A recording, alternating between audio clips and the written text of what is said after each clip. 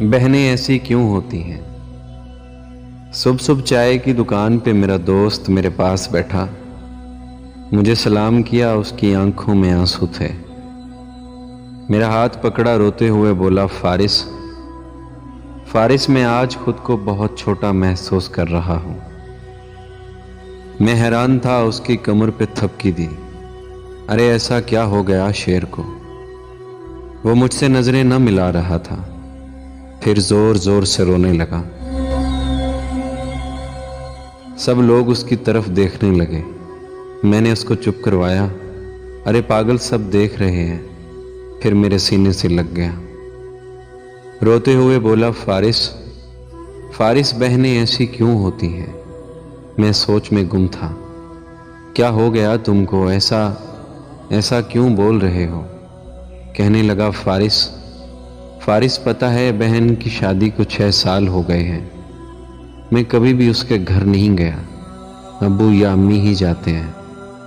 मेरी बीवी एक दिन मुझे कहने लगी, आपकी बहन जब भी आती है उसके बच्चे घर का हाल बिगाड़ कर रख देते हैं, खर्च डबल हो जाता है। और तुम्हारी माँ हमसे छुप छुपा कर कभी उसको साबुन की पेटी, कभी कपड़े, कभी सर्फ के डब्बे और कभी कभी तो चावल का थैला भर देती है। अपनी माँ को बोलो ये हमारा घर है, कोई खैरात सेंटर नहीं। फारिस मुझे बहुत गुस्सा आया। मैं मुश्किल से खर्च पूरा कर रहा हूँ और माँ सब कुछ बहन को दे देती है। बहन एक दिन घर आई हुई थी, उसके बेटे ने टीवी का रिमोट तोड़ दिया। मैं माँ से गुस्से में कह रहा था, माँ बहन को बोलो यहाँ ईद पे आया करे बस, और ये जो आप साबुन, सर्फ और चावल का थैला भर देती है ना, इसको बंद करें आप। माँ चुप रही, लेकिन बहन ने सारी बातें सुन ली थी मेरी। बहन कुछ न बोली। 4 बज रहे थे, अपने बच्चों को तैयार किया और कहने लगी, भाई मुझे बस स्टॉप तक छोड़ा।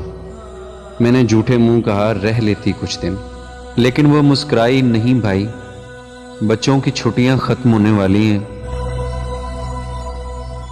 फिर जब हम दोनों भाइयों में जमीन का बंटवारा हो रहा था तो मैंने साफ इनकार किया, भाई मैं अपनी जमीन से बहन को हिस्सा नहीं दूंगा। बहन सामने बैठी थी, वो खामोश थी, कुछ न बोली। माँ ने कहा, बेटी का भी हक बनता है, लेकिन मैंने गाली देकर कहा, कुछ भी हो जाए मैं बहन को हिस्सा नहीं दूंगा। मेरी बीवी भी बहन को बुरा भला कहने लगी। वो बेचारी खामोश थी।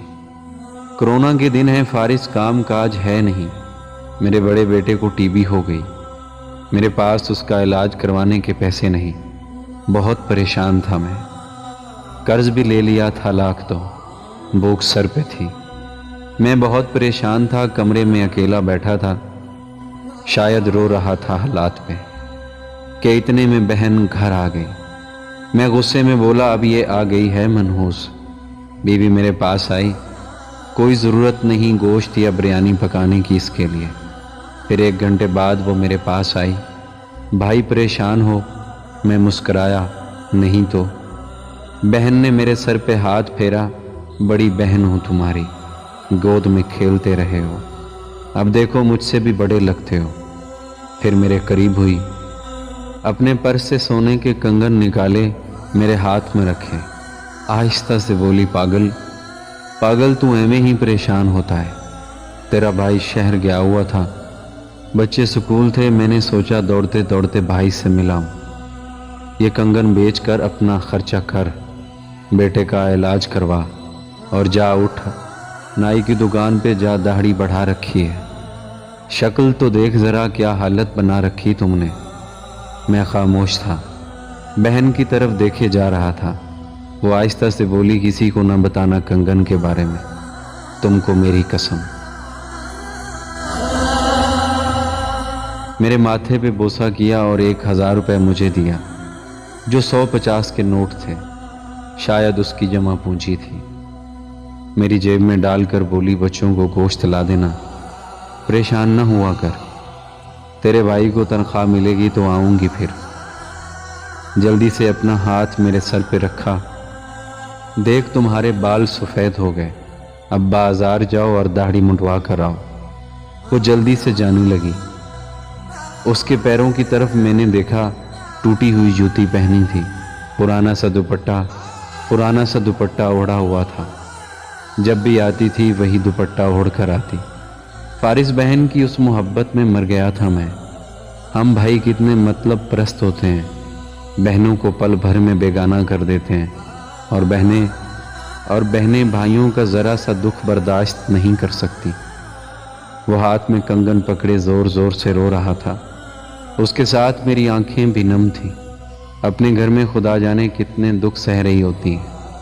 کچھ لمحے بہنوں کے پاس بیٹھ کر حال پوچھ لیا کریں، شاید کہ ان کے چہرے پہ کچھ لمحوں کے لیے ایک سکون آ جائے۔